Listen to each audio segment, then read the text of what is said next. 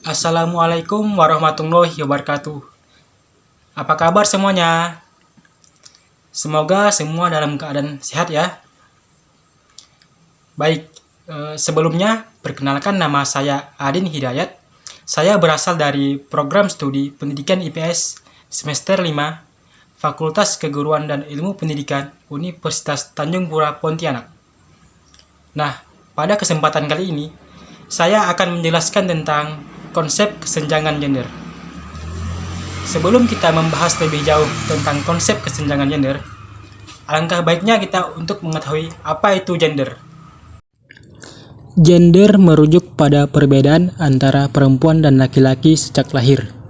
Tumbuh kembang dan besar melalui proses sosialisasi di lingkungan keluarga dan masyarakat.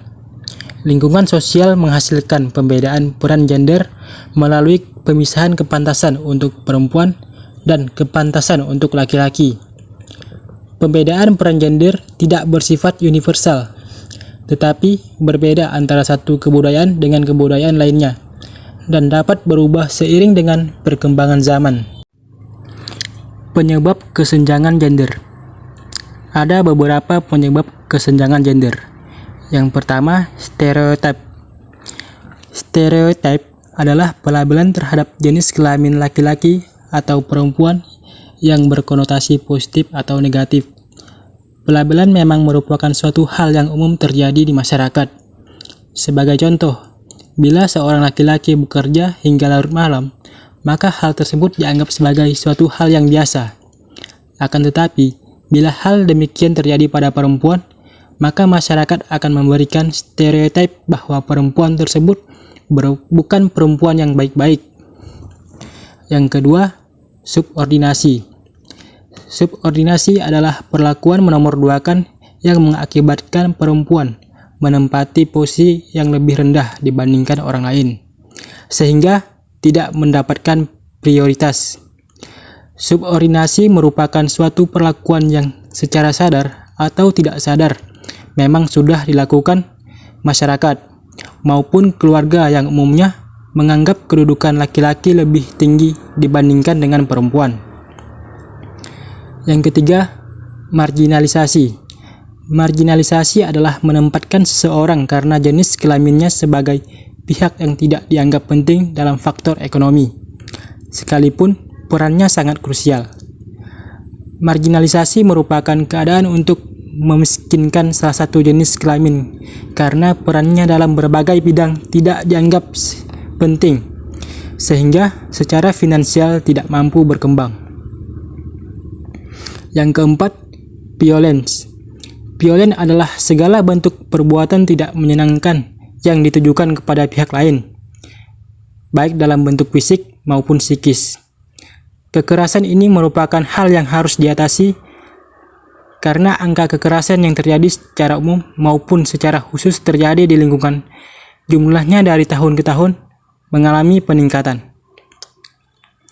Yang kelima, double burden adalah sebuah situasi yang menyebabkan seseorang harus menanggung beban kerja berlipat. Beban kerja berlipat ini biasanya terjadi bagi perempuan yang bekerja. Perempuan umumnya bekerja selain memiliki kewajiban menyelesaikan pekerjaannya, juga akan memiliki peran dan tugasnya dalam menyelesaikan segala urusan rumah tangga. Hal demikian selalu ditemui pada seorang laki-laki yang umumnya hanya memiliki tugas dan tanggung jawab dalam pekerjaan, karena segala urusan rumah tangga sudah dianggap menjadi tugas dan kewajiban perempuan. Dampak kesenjangan gender di bidang pendidikan antara kaum perempuan dan kaum laki-laki. Kesenjangan dalam bidang pendidikan pada perempuan berdampak negatif terhadap persepsi dari orang tua terhadap anak. Orang tua yang berpandangan bahwa anak perempuan harus segera dinikahkan ketika usianya dianggap cukup akan mewariskan persepsi kepada anaknya bahwa seorang anak perempuan tidak perlu mengenyam pendidikan terlalu lama.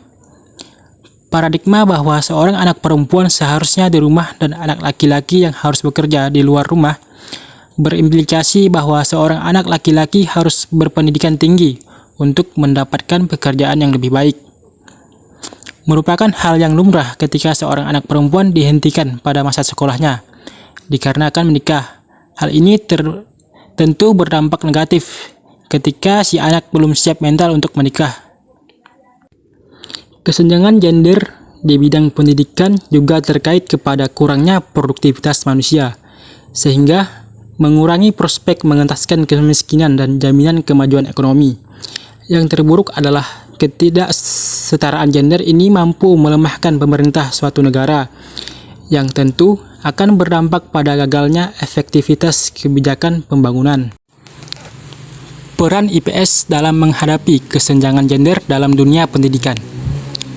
Ilmu pengetahuan sosial sebagai salah satu mata pelajaran yang mengajarkan tentang keluarga dan peran anggota keluarga tentunya sangat berperan penting dalam menanamkan konsep gender yang benar bagi siswa.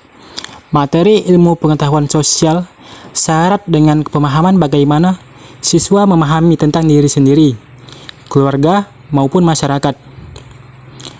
Pembelajaran IPS memiliki fungsi untuk mentransmisikan pengetahuan dan pemahaman tentang masyarakat berupa konsep, fakta-fakta, maupun peristiwa kepada siswa. Pembelajaran IPS tidak hanya menuntut siswa untuk memahami apa yang telah dipelajari, tetapi juga mampu memberikan contoh-contoh sosial yang nyata di lingkungan masyarakat seputar materi yang disampaikan.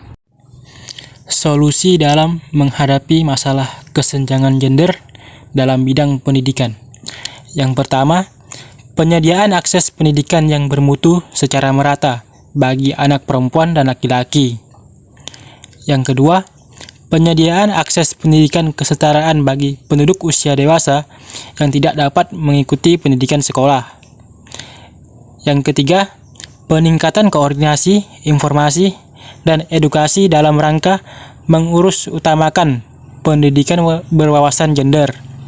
Dan yang keempat, pengembangan kelembagaan institusi pendidikan baik di tingkat pusat maupun daerah mengenai pendidikan berwawasan gender.